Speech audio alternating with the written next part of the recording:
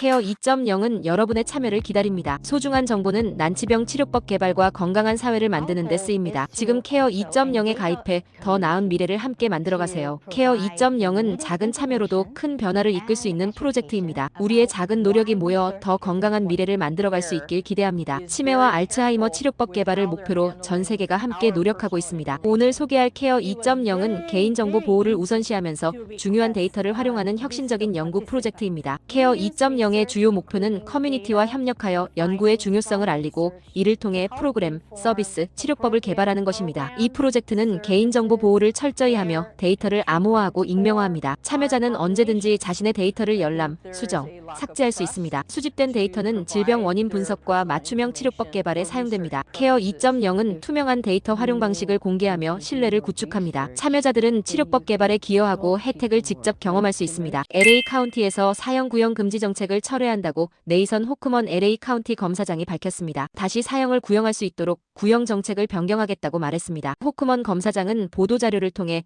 이전 검사장 시절 시행됐던 모든 사건에서 사형 구형을 금지하던 극단적이고 일괄적인 방침을 철회한다고 밝히면서 이러한 정책 변경은 즉시 적용된다고 덧붙였습니다. 호크먼 검사장은 특수상황 살인 사건의 구형은 오직 철저하고 포괄적인 검토를 거친 뒤 극히 예외적인 경우에만 고려하도록 규정한다고 밝혔습니다. 현재 캘리포니아 주법에 따르면 사형은 특수상황 살인 혐의가 적용될 때만 구형할 수 있습니다. 도널드 트럼프 대통령이 미국으로 수입되는 모든 자동차에 25%의 관세를 부과하겠다고 발표했습니다. 부과 시점은 다음 달 3일부터입니다. 한국의 주요 수출품인 자동차는 한미 자유무역 협정 발효 이후 무관세로 수출됐지만 앞으로는 25%의 높은 관세를 물게 됩니다. 자동차는 한국의 대미 수출 1위 품목입니다. 한국의 지난해 대미 자동차 수출액은 347억 4,400만 달러입니다. 무관세로 수출되던 자동차에 갑자기 25%의 관세가 붙게 되면 미국에서 생산되는 자동차에 비해 가격 경쟁력이 현저히 떨어질 수밖에 없게 됩니다. 연방보건복지부가 정규직 1만 명을 감원한다고 발표했습니다. 연방보건복지부는 극적인 구조조정 계획을 공개하며 인력 감축이 계획대로 완료된다면 부처 인원이 8만 2천 명에서 6만 2천 명으로 감소한다고 밝혔습니다. 이미 보건복지부에서는 도널드 트럼프 대통령 취임 이후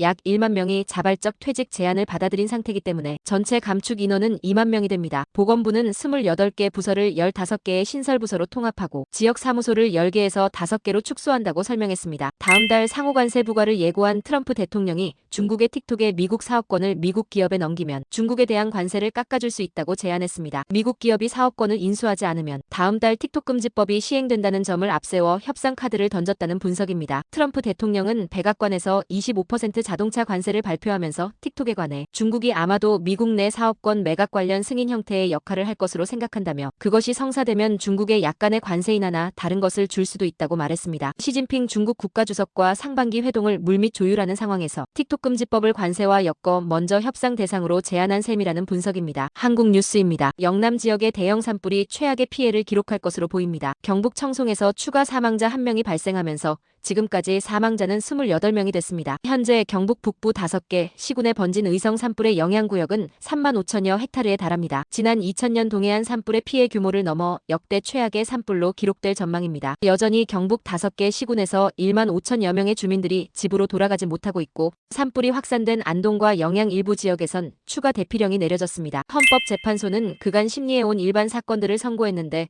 윤석열 대통령 선고일은 정하지 않았습니다. 윤석열 대통령 탄핵심판 관련 평의는 열리지 않았고 재판관들은 각자 사무실에서 사건을 검토한 것으로 알려졌습니다. 헌재가 선고기일을 통지하지 않으면서 탄핵심판 결론이 이번 주에 나오는 건 사실상 불가능해졌습니다. 심리가 더 장기화하더라도 문영배 헌재소장, 권한대행과 이미선 재판관이 퇴임하는 4월 18일 이전에는 선고가 내려질 거라는 예측도 나옵니다. 끝으로 날씨입니다. 남부 캘리포니아 오늘도 선선한 기온 보이겠습니다. LA와 오렌지 카운티 지역 낮 최고 기온 68도 밤 최저 기온 54도 예상됩니다. 밸리와 인랜드 엠파이어 지역 낮 최고 69도, 밤 최저 52도 전망됩니다. 해안가 지역 낮 최고 63도 밤 최저 55도, 산간 지역은 낮 최고 60도, 밤 최저 33도, 사막 지역은 낮 최고 71도, 밤 최저 48도 예상됩니다. 오늘의 뉴스 읽어드렸습니다.